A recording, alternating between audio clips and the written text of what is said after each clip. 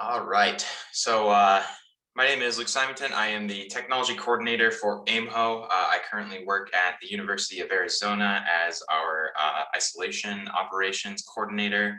I'm joined with me today by some of our senior officers around the region. So we'll go ahead with Justin. You want to introduce yourself first? Sure.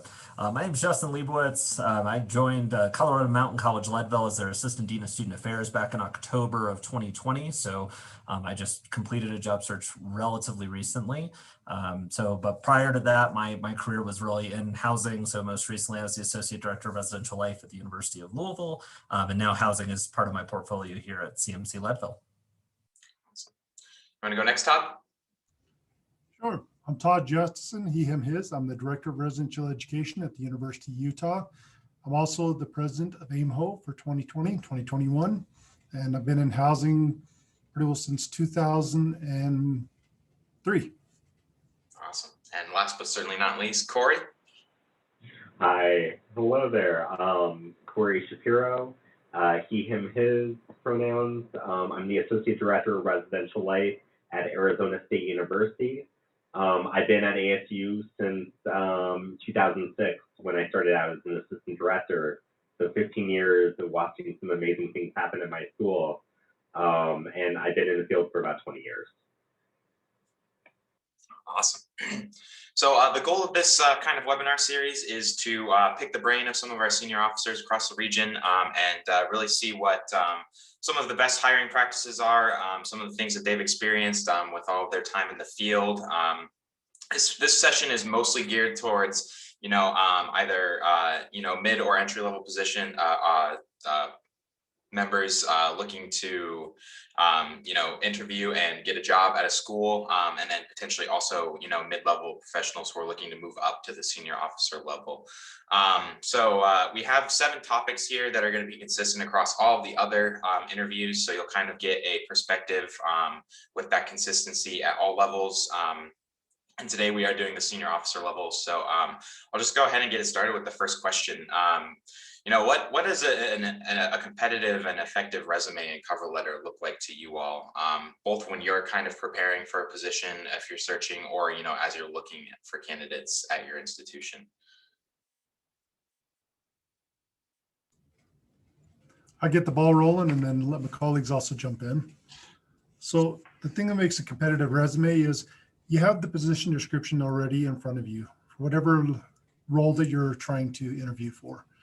If you take the position description and then compare it to your resume, if you find there's a match, then that's exactly the direction to go. If you find it's not matching, so if there's like a specific skill that's called out in the professional or in the role, and you're not addressing that directly in your resume, that makes it difficult as a hirer to look and say, I need to have somebody that has conduct experience. I need somebody that has crisis management. I need someone that knows how to work a residential curriculum.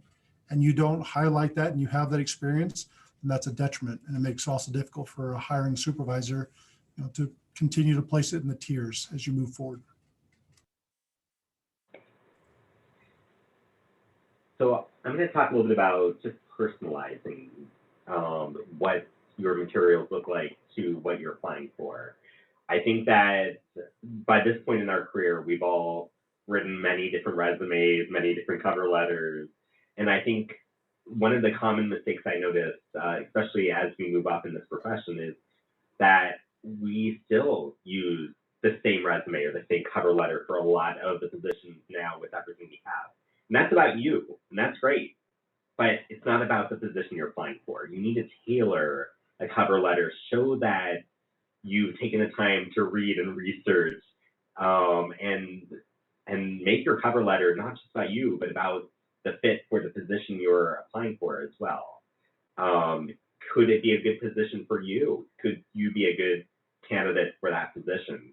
And same thing with the resume. I know that not only is every cover letter that I write different, but resumes, like I have my own generalized resume that's probably a good 7-8 pages long that I take only a couple of pages worth of materials from and put it into one resume when I apply for a position.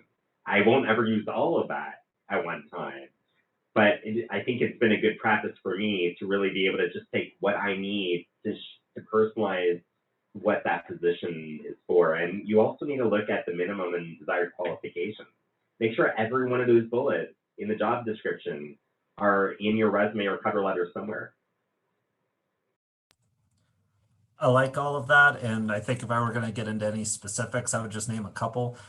One, when you're drilling down into your resume, I think, we get into sort of the generic, what did we do?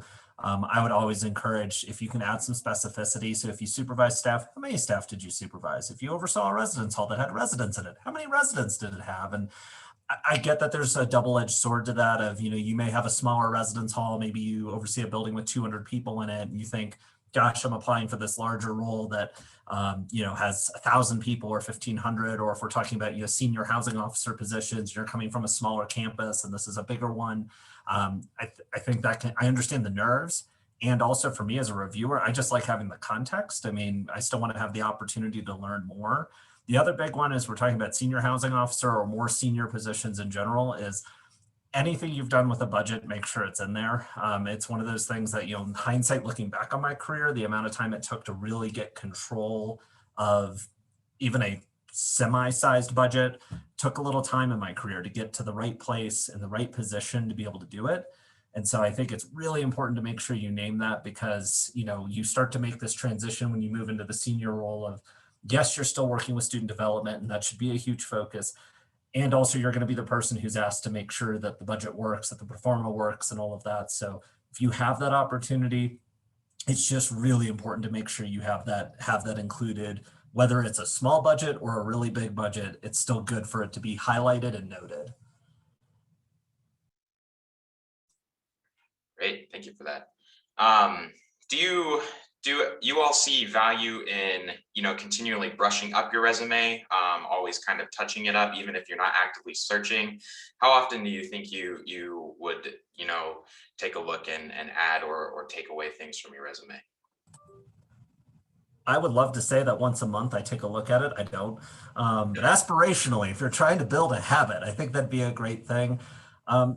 I think our lives operate, in the semester or trimester or quarterly world, depending on, what school you're at. So I might suggest that's a good kind of look back opportunity just to think about what were my accomplishments? Let me put them on there. I like what Cory talked about of he's got this long running, kind of comprehensive list that he can pick and choose from, so that you're not looking back, maybe 3 years at an institution and, you're like, okay, I'm ready to take my next step. What did I do when I was here?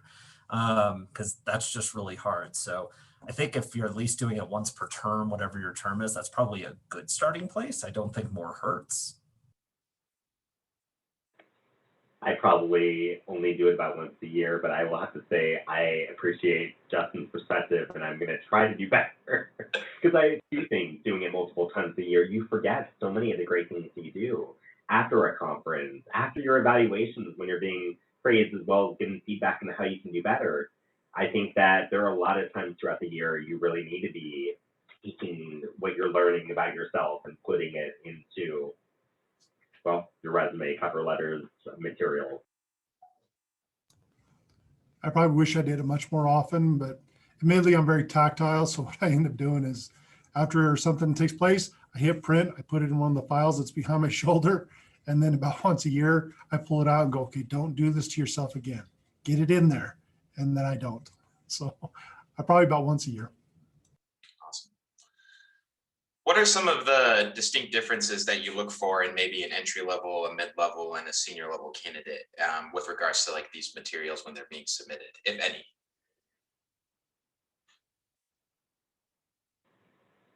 I think that just the way they think, the way they lead, philosophies, what's their own personal philosophy.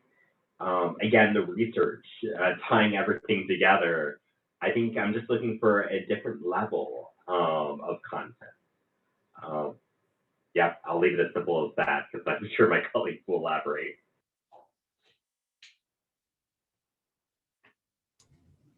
I think with each level, your resume does get longer, but don't worry about trying to force it in, especially when you're doing entry level or when you're trying to make that first step. You just go ahead and state the facts. I mean, most individuals that's been in the industry long enough know, okay, I generally know what that means. There is a resident director, area coordinator, residence education coordinator, whatever the term is. I know what that means. Just elaborate a little bit. You don't need to force it too far. We get it. If your resume is 2 pages long, that's okay. You don't need to make a 7-page resume, because most likely I'm probably going to look at the first. Do they have the education? Do they have the experience? And do they have that special qualification? Great. Next one. I'm not going to start going to the final thing and go, oh, you were also a participant at IACUR, NACUR, or you also went to this conference 4 times. Just tell me if you were able to do the minimum qualifications of the job, and I'll go back and review later and look at your cover letter. I like that a lot, especially for some of those entry-level and mid-level positions. I think when I think about the senior level positions, you don't have the flexibility to go into deep detail of your entire philosophical approach and professional values. And I probably want to hear at least a little more about that than maybe if I'm, I know for some of our campuses, they may be searching for 8 or 9 hall directors or RDs, in a given hiring season. And so, there's just a volume they're managing. But when you're doing that one person, or maybe even just, 1 or 2 more senior level positions, I at least want a little bit more understanding. I think that's just helpful. I mean, we're still going to review the qualifications and all of that, but I think that matters more for the department in a different way, and probably matters more for the candidates as well. So, you want to be putting forward some of those values that are important to you, because if it's going to be a conflict, if it's not going to work, don't you want to find that out now in these early stages and be really forward with that, rather than moving yourself, maybe your partner, your family, your animals, your life, only to get somewhere and be like, oh, wow, these are in complete conflict, and I missed the opportunity to have more of this conversation. And I think that comes up in the interview as well. And that's a lot of the research by the candidate, but I think some hints of that, I think, can be really helpful. And it's still relevant as an RD as well. I mean, we want to see our new grads landing in places that they can not only have a job that they enjoy, but have a quality of life that's good and healthy and positive. I just think it percolates up a little bit more in those senior roles. Awesome. Yeah, I totally agree. I think we'll move on to the next subject, which is interviewing. So basically the next organic step in any search process. What just general tips do you have for interviewing, and or, if you're on the opposite side being the interviewer?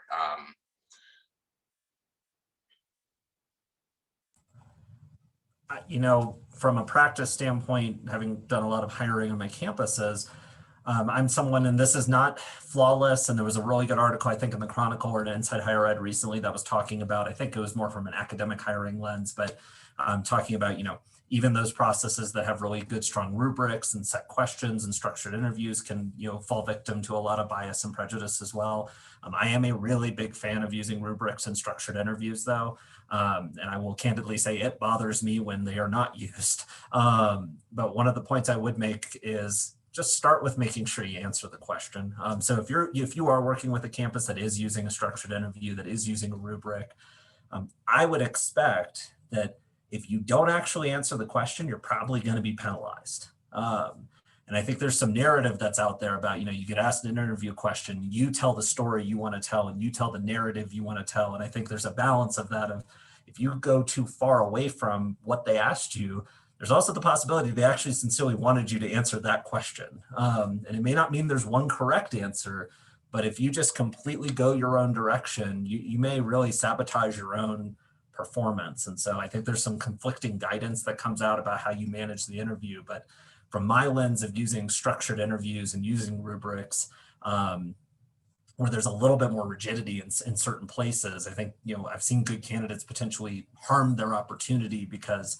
they decided they didn't want to talk about this, they wanted to talk about something else. And even if what they said was really informative and really thoughtful and really interesting, it may not have satisfied what we originally were asking them to begin with. So I just think always be conscious of that. Not that you can't pivot and still tell some really impactful other information, but as somebody who uses that practice pretty aggressively, at least at some of my other stops, I would just offer that caution. So this whole process, you're telling me your story. You start off with the cover letter and resume, and I know we just spoke about that, but something we didn't really emphasize is that the average person is only going to look at a cover letter for about 10 seconds or so, and then the resume maybe for another 10 seconds. So you at least get all you need. The whole purpose of a cover letter and resume is to get the interview. And then the interview hopefully is to get an on-campus interview, to get the job, to get whatever that next step is. But again, you're only telling part of your story with each of these. Part with the cover letter, part with the resume, and then you can elaborate with the interview. But I would like to caution you, I like to ramble. I know a lot of you like to ramble too, the people listening to this. And I've learned by having to practice in front of a mirror, in front of other people, get some mock interviewers, colleagues and friends who are not afraid to tell you, no, that didn't work very well. I've learned that I'll always remember one of the first times I applied for that next level up when I was an assistant director, trying to move up.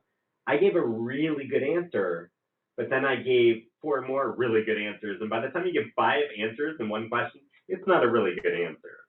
So just like I'm rambling right now, don't do that. You have to learn to give brevity with detail. You still need to give a lot of great content, but don't be a big run-on sentence. I'll put one last thing on the very end of it is at the end of almost every interview, you're going to be asked, do you have any questions for us? That is your chance to shine. Admittedly, I know I work at the university I work at, so it's okay. You can ask me, why do you work there? But if you really want to wow, ask a very specific question that's relevant to that institution about something that they're currently working with. You can ask a question of, I saw your institution was in the news a month ago about a great development that's taken place. How does that affect your current role at that institution? And how do you see the future of that working? That right there is going to give a quick accolade and a quick, okay, this is in the yes pile, because that person knows my institution and is thinking how they're going to make an impact based on a future thing that's happening or a current event. What do you guys see as some red flags, either from the interviewers or from the candidate themselves, on either side of the table?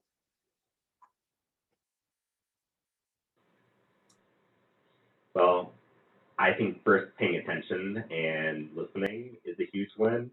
I know there have been a number of interviews I've heard stories about or been at where one of the interviewers weren't paying attention, or they were doodling, or they were looking at their phone.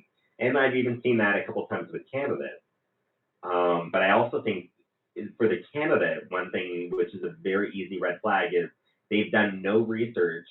And I can even think of a couple examples where I work at Arizona State University. There was a time where they thought they were interviewing with U of A, University of Arizona, our rival school, and our friends down south.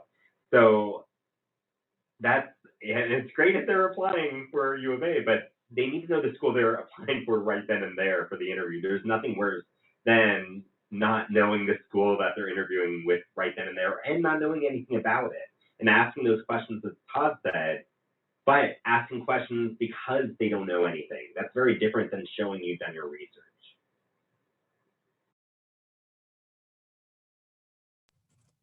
I think there's certainly, I'm always a little reluctant about, what are red flags, because I think there's so many underlying things that can be going on. I mean, I've heard folks opine, oh, I didn't like their body language, or, they didn't make a lot of eye contact. And I think, in our work, we've had a lot of conversations and should have a lot of conversations about, well, what else can that mean? And what's the context of that?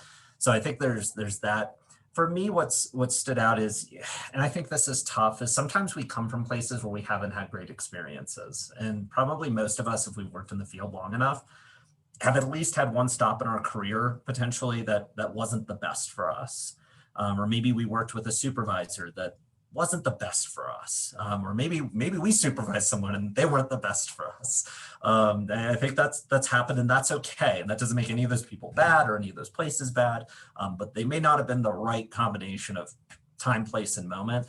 And I think how you talk about that does matter to some extent. I don't think that you are forbidden from giving critique. I think that that's valid. But I've heard a couple of responses in my career, and certainly it didn't put somebody in a no pile or something like that, but it did catch my attention in not a positive way. And, I think we should always be really cognizant of what was our experience, how are we a part of that experience? And that doesn't mean you should take responsibility for things that aren't your responsibility. If someone was abusive towards you in a supervisory relationship, that doesn't mean it's your fault. And I think there's a lot of experiences that we should be cognizant of how we frame it, or at the very least, recognize, this was a difficult experience for me and this is why it was difficult. Because I'm just getting to know someone. And so I'm trying to come to the table, really open-minded, but that means my experience is being formed by maybe, that might be the second or third question that comes up in a conversation. So that's all I've got is, this person was wrong and they're bad and this place is bad and this department is bad. That's difficult to start to shape. And I think it's just doing a disservice to the candidate more than anything else. Is they presumably have great skills, knowledge, and abilities, but what we're talking about is just a negative experience that doesn't seem to relate to their skills, knowledge, and abilities. So I just want to make sure, when you're there as a candidate, we really get to hear about what you're bringing to the table, even though sometimes we do have to talk about that because we may get asked, tell me about, a time you had a negative interaction with a supervisor or something like that. And so sometimes we can get down that rabbit hole. Like Cory, I ramble. And so I could very easily ramble my way out of a perfectly reasonable answer into something that maybe was more negative than I meant for it to be. I'll do a quick thing. As a interviewee, make sure to continue to ask questions. Ask a question. If they give them the opportunity, don't say, I don't have anything, because if you don't have anything, as Cory already alluded, that means you probably haven't researched a whole lot. As an interviewer, if a candidate comes to the meeting prepared and observes the time, that's probably going to be the biggest smile upon, because most interviewers are going to tell you, okay, you have 6 questions, we have 30 minutes, we'll leave some time at the end to ask questions. So go through that correctly. Don't give a one-word answer, but also don't give too much. Awesome. And then this will probably be the last question I have for this section, but I feel like it's important to ask. Unlike a resume or a cover letter that can kind of be a living document and something that you can just brush up on, on a yearly basis, interviewing is a much more kind of circumstantial skill, I think, to really work on. How do you feel is the best way to kind of keep your interview skills brushed up, or to just improve on those skills in general? I think you have to practice. I don't know a better way to do it, and I think we're fortunate, at least for many of us, to have colleagues in the field. I know AIMHO just recently was doing, a resume review, and I know lots of the associations also do mock interviews, whether at conferences or otherwise. I think there's a really wide network of people who are willing to sit with you, and I think as Cory mentioned, give you the feedback of, hey, that wasn't a great answer, and they're telling you that because they care, because they want you to get the job that you want, and they want you to be successful, or they see that you have even better skills than what you're communicating in that answer. And so I think it's practice. I mean, you can write out lots of things as well. That may be helpful, just to kind of get in the memory of having that quick archive of what are all the experiences that I have. But the best way I know to do it is to do some practice. And when I say practice, I don't mean go apply for a bunch of jobs that you have no interest in. I mean, do mock interviews. I think you can get just as good of an experience without, maybe abusing somebody's selection process, but definitely get practice.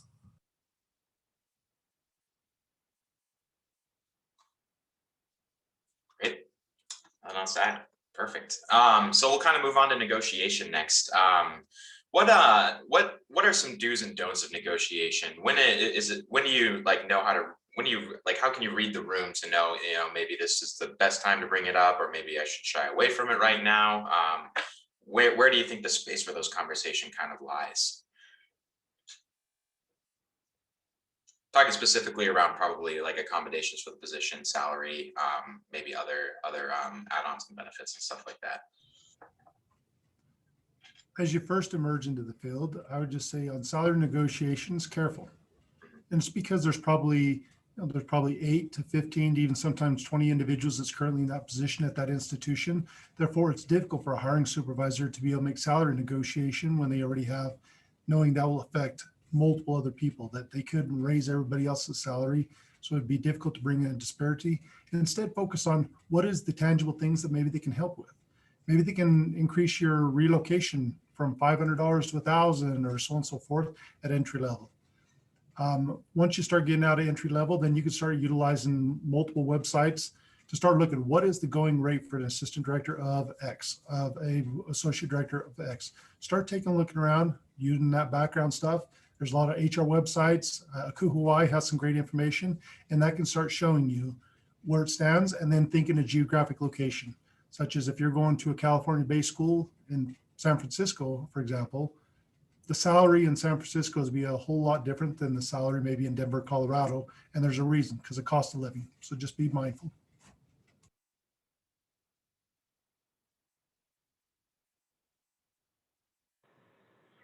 Yeah, negotiation is very tricky, and it's also different between public and private schools. I know that some schools really have no room for negotiation at any level. Others, like I know some of the schools I've worked at, maybe the entry level positions are absolutely set, but the mid-level positions and senior level positions, there may be a little bit more wiggle room. I think you can tell if there's negotiation expected based on if there's a range that's given in the job description.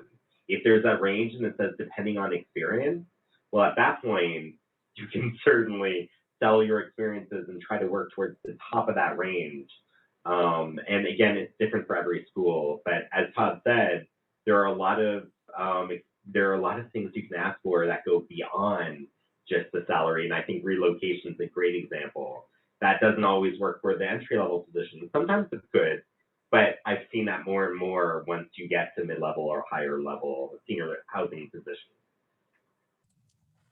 Yeah, Cory hit on an important thing, which is the band. That gives you at least a good starting place. There's a lot of ongoing dialogue, especially in some of our shared social media pages, about like the effort for more transparency on this point in job postings, which I will applaud all day. We should absolutely be pressing all of our hiring institutions to be as transparent as they can. I understand there's some things they may not be able to give you exactly, because if it's a range, it could be pretty formulaic. Do you have a master's degree? How many years of full-time experience do you have, and all of that? And they may not say, we're gonna give that calculation to every single applicant who asks us for it, but here's the range.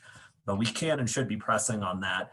I think, and internally, and I recognize this is probably beyond the control of any one person, we should also be trying to press our institutions that if our bands are unreasonably large, I don't know what a candidate's supposed to do when an institution posts a range of 40,000 to 70,000 for a mid-level position.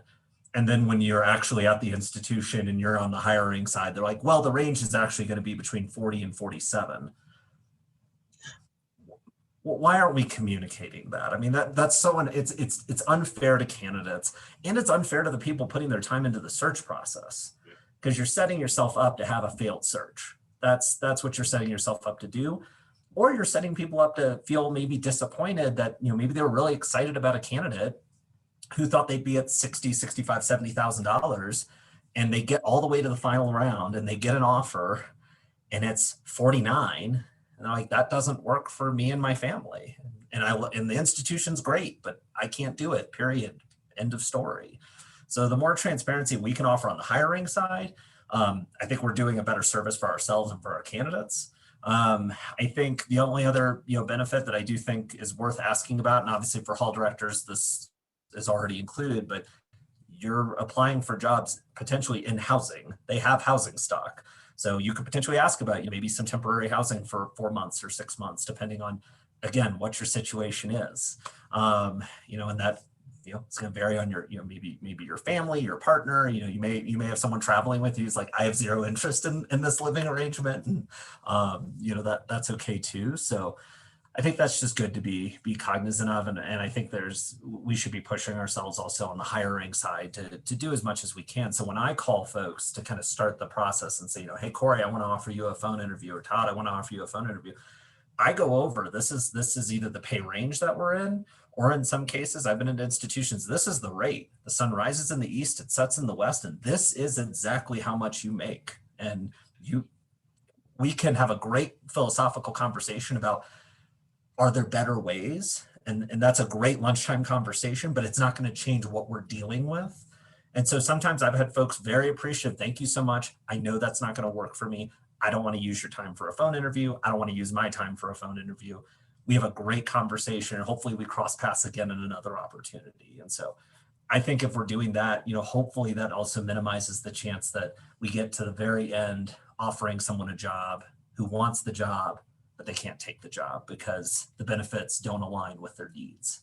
So I think just as being as transparent as we can, and in turn, for candidates, I think it's okay to ask. And, as much as possible, I think most folks who are doing this, they don't want to go through the process of getting to the end and having a failed search. Awesome. I think we'll move on to technology in the search process. So, with COVID and the global pandemic, everything is kind of moved to a virtual space. How has that impacted, all of your institution's search process? And has it really changed how you interact with candidates? And maybe elaborate on kind of how. Sure, I'll kick this one off. Prior to COVID, so back in January, February of 2020, ASU decided to, just for finances and for convenience, since we weren't looking for that many,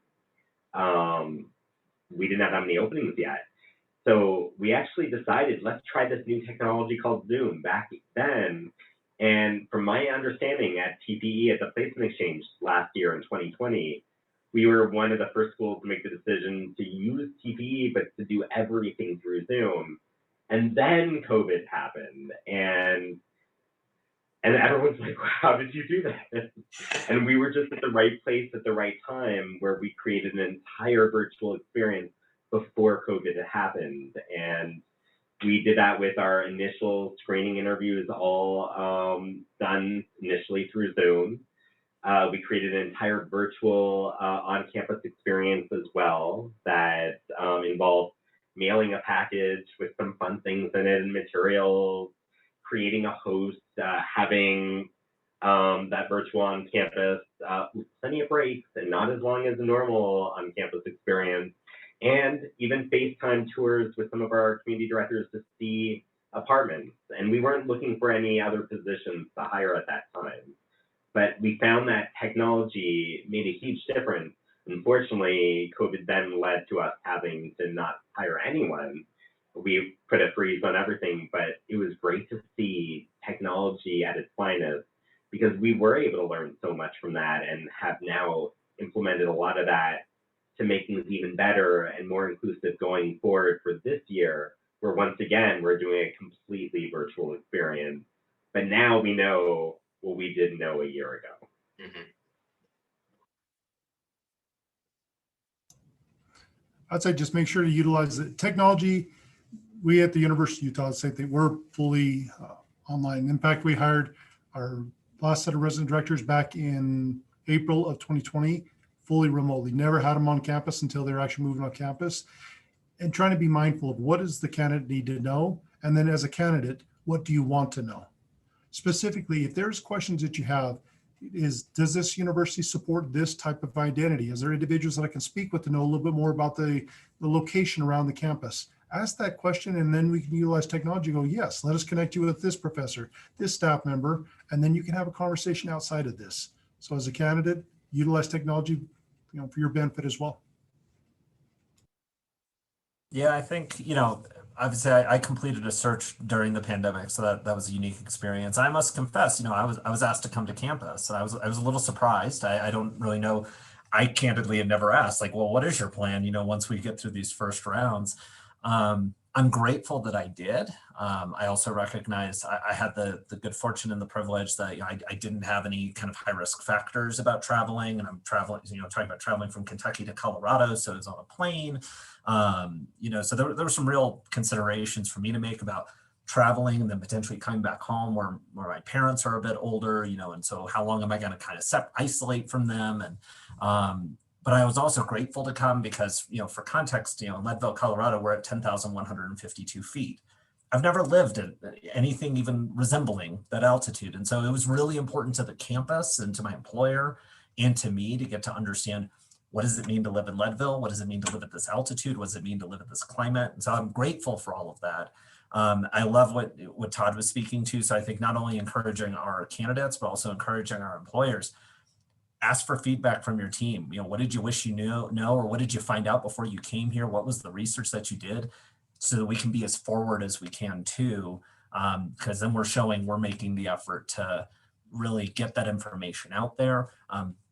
We're never going to be able to forecast everyone's needs, you know, and that's okay.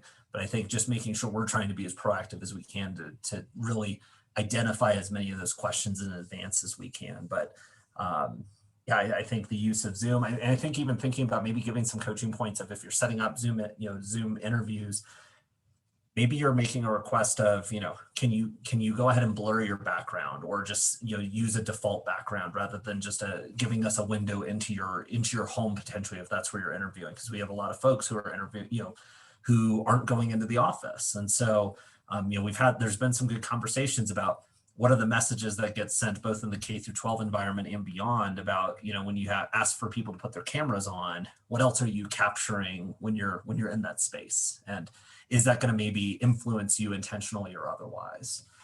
So maybe even just setting some standards about that from the beginning. That way you're treating people consistently, and they also, again, know that you're thinking about those things. Great.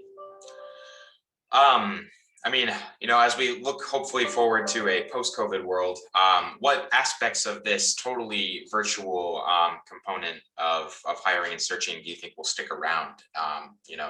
Obviously it's a little hypothetical and kind of conjecture, but do you see any pieces that are going to be kind of solidified at our institutions as kind of best practices now? And if so, maybe how do you think candidates can maybe continue to prepare for that? Well, I think for one, even in the future, there's always going to be those candidates who just can't come to campus in person for whatever reason. I think it's good to know that there's an alternative to the in-person experience. Along with that, I think that there's still, for years, we were struggling with how do we give a consistent first-round interview to someone who goes to the placement exchange, who goes to the Oshkosh placement exchange, and then who just applies.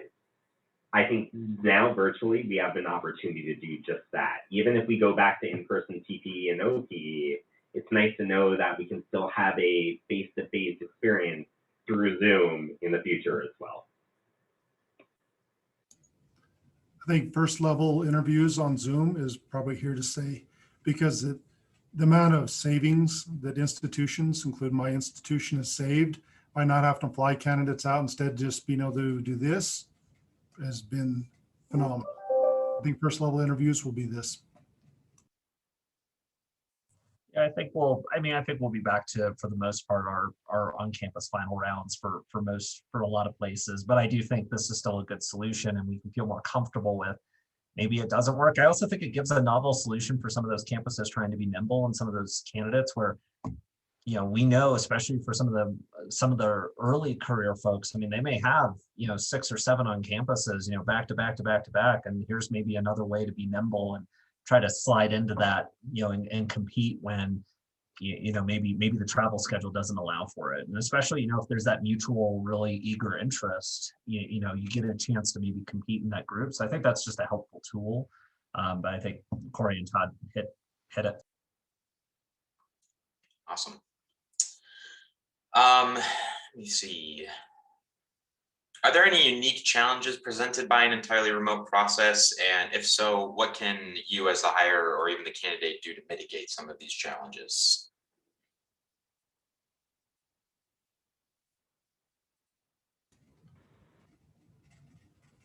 As a hirer, make sure to utilize your current staff in order to show. So if someone's going to be a live-on, make sure that you utilize someone that can actually show what the live-on experience looks like, and set up those one-on-one times to view the apartments, to view the dining hall, to view the spaces. If it's continued at other levels, then it's what is the continued offering, and how can you show more of your campus to folks that, when if it's going to be entirely online. And I think that goes back to who does the candidate want to meet with, that can maybe tell a little bit more about the experience of that institution. I think right now in we're just finding that a lot of our students, a lot of our professionals, a lot of our colleagues are having some form of Zoom burnout. I think it's very easy with an entire process just built around Zoom to have that continue and for it not to be taken as seriously during the recruitment process. At the same point, that's when you figure out, when do you do a phone call? When do you do a FaceTime call or tour? When do you record something and send it out? When do you have to send, I mentioned about sending a package.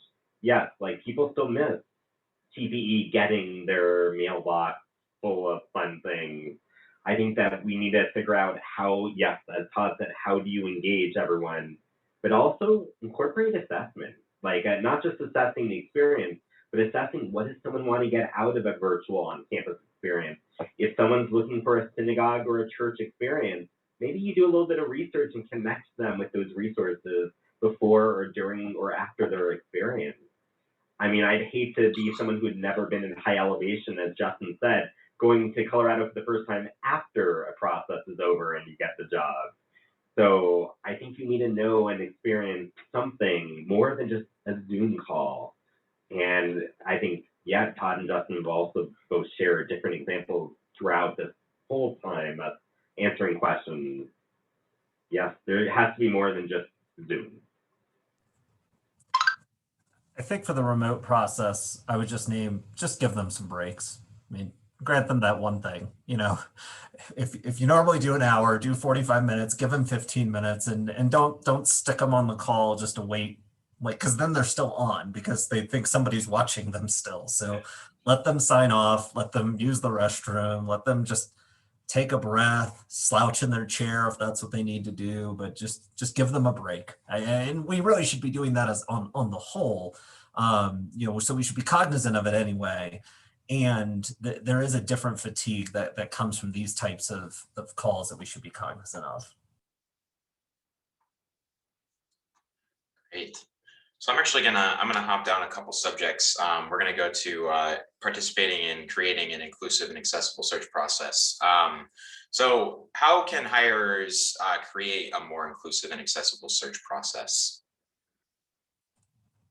I think we've got to start with, you know, looking at our committee and who's present, and that's from an identity lens and also from a work lens and what communities are represented there. I think always making sure you've got one or more students engaged is going to be a good opportunity because they're going to have a lens. I've spoken before about, I personally do believe in using structured interviews. I believe in using some type of rubric, and I think it can look a little different, you know, with committees. Usually we've done kind of a rubric by every question. And sometimes for more of our community, it's kind of a rubric for a kind of end of interview evaluation of kind of what bucket did this person sit in for you.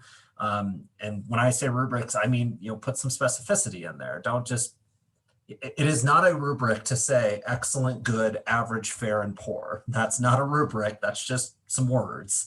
You need some actual structure to them. They are not flawless. They are not perfect. I just think they begin to give you a little bit of order and structure. And I think Cory and Todd have also spoken to, you know, again, how do we try to treat people consistently? I think being cognizant of, you know, early on in the process, you know, making sure you're giving folks an opportunity or at least some directions for if they have, if they have some accessibility needs, if they have a clear opportunity to name those and make those requests in a way that it doesn't feel intrusive for them, but is also very open and welcoming. So those are a few things that come to mind. And I think Cory mentioned, you know, the assessment piece. We should really be taking a deeper dive when we complete processes to really take a look and see, well, what happened? You know, how did this go? And is there anything that's maybe causing alarms for us?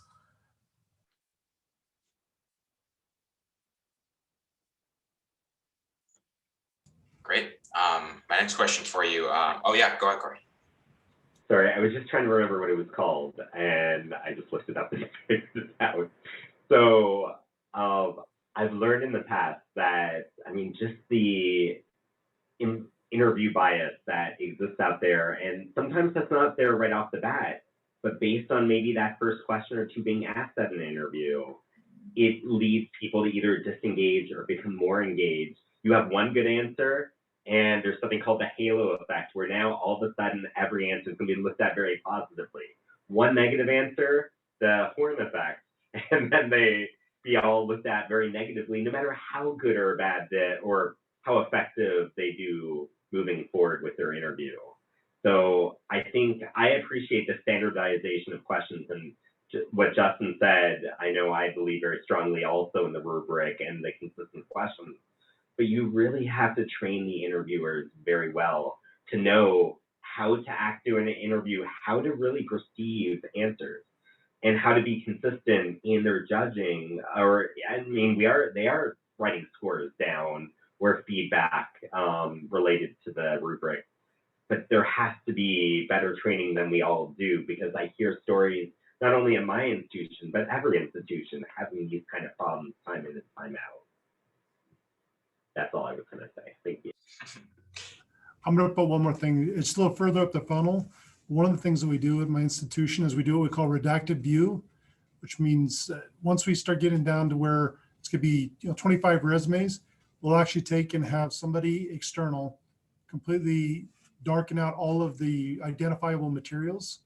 So it won't say Todd, Justessen, phone number, email. That's all blacked out under black bars. And then that's what the committee goes on. It's candidate number 5. So once the committee does all of the stuff utilizing those rubrics, and candidate number 5, candidate number 2, candidate number 18, those are the ones we want to know the names of, and then it comes down to, so it's a little further up the funnel. Great. How can institutions foster more authenticity and transparency in their process? And what can the candidate do to kind of provide that same authenticity and transparency, especially regarding bias and inclusivity? Man, that's a tough ask for a candidate, I mean, because they're presumably there because, they're trying to get a job. And I don't think we can ever begrudge anybody that they need a job or they want a job or whatever that situation is. And so anything that I say it follows is with risk. I mentioned, before trying to be candid about some of those values and philosophies so that, you can potentially identify if there's a conflict.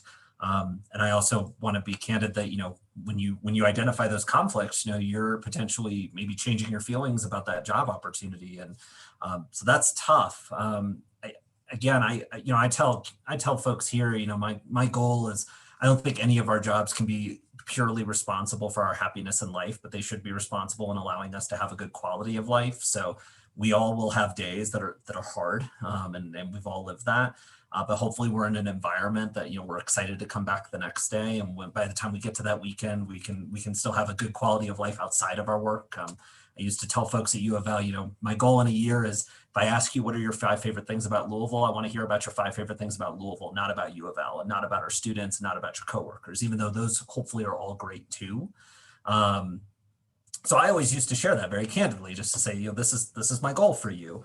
I think on the employer side, I mean, we just have to be transparent. What is the role and what is it not? And so, what's the voice they're going to have? What's the autonomy they're going to have? What's maybe some of the authority they're going to have? Because for people moving further in their careers, that comes up more. And so I think, trying to make it attractive to everybody is just going to do a disservice to someone.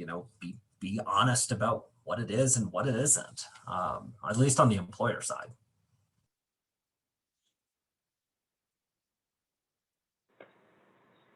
So authenticity, I know from the employer side, I know that we always we have to train our staff on how to be authentic, because there's so many staff members who don't feel like they're allowed at some schools to be authentic. But in reality, what the worry is that there's some people that just aren't happy about certain aspects of their jobs, and that's normal.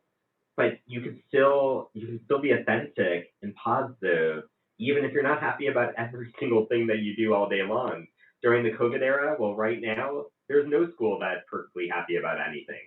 And that's no fault, well, minimally, that's just the environment in general. But I think we can train our staff at how to be authentic and how to go out of their way to make sure that the candidate feels that. I think on the candidate then, yes, they have to ask those questions, and they need to figure out, are they getting authentic answers? And if not, how do they do so? And often, I know for me, I try to have a real honest conversation with them as the person that's leading maybe the search process, or one of the associate directors involved who's talking to candidates. But it is tough to tell, are the candidates getting what they need, and are they displaying what they need? Authenticity is very hard to judge. I think from the candidate side, look at their website. Look at the person's, the institution's website. And if you don't feel like the website to what they put out, which is their best image, is conducive to what the environment of what the interview states, there's something to take in consideration. From the employer side, realize that as a candidate, you're going to be further vetted the closer you get to, the finals. And that includes utilizing informal networks. So if I know where Cory works and Cory's at ASU, I'll probably call Cory and go, hey, Cory, I hear that Justin's applying for a role here. You're not listed as his reference, but tell me a little bit about him. Awesome. Do you feel like bias kind of ties into this question, or this this thought around authenticity and transparency? Absolutely. I think, if we're not cognizant of it, if we're not being really thoughtful about what's generating a response in me. So if I find, wow, something really generated a response in me, maybe it was really good, maybe it was not. I mean, my responsibility, I think, and anybody who's doing hiring, your responsibility is to really unpack why. And maybe it just was a fantastic answer. Great. If it wasn't, I think we should be really thoughtful about things, of even the feedback of, oh, maybe this person wasn't as engaged as I thought they were. Are you sure? And what did it actually look like for them to not be engaged?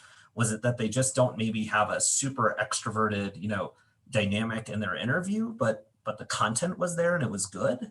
That they actively listened to you, they reflected what they were hearing? Well, that sure seems like they were engaged. And maybe you're hung up on the wrong word. Maybe engagement isn't the word you're trying to think of, but I think we really have to unpack all of that. And at least if we're doing that, we're making a good faith effort. And it's just continuous development. It's training for your whole department, including yourself, about bias, implicit bias, about prejudice, and about our systems and our structures. To Todd's point earlier, you talked about early in the funnel, but I think even earlier in the funnel is, where are you promoting your position? I mean, I know higher ed jobs is our kind of primary landing place, and that is not the exclusive place for us to put information. And so, being thoughtful about that and having conversations with your HR team or your marketing team gives you a greater chance, again, to be open to a wider population of folks. But this absolutely ties into just a lot of layers of bias, because we're oftentimes the ones sitting there at the end with all this feedback from all these different parties, trying to summarize it, trying to make sense of it. And sometimes there's a clear-cut person, and sometimes there's conflict. And sometimes you get handed sort of the toss-up of, this population really like this person, this population like this person, and this other, so you've got three really good on-campus interviews, which is a great problem. And now you're trying to find the best solution for your community. And so, you're sometimes, after processing all of that, trying to make meaning of all the details. And so I just think it's really important to be thoughtful of, if the things you're evaluating ultimately are just about, well, this isn't how I would have done this, then that maybe isn't the best thing. So it's absolutely tied into that.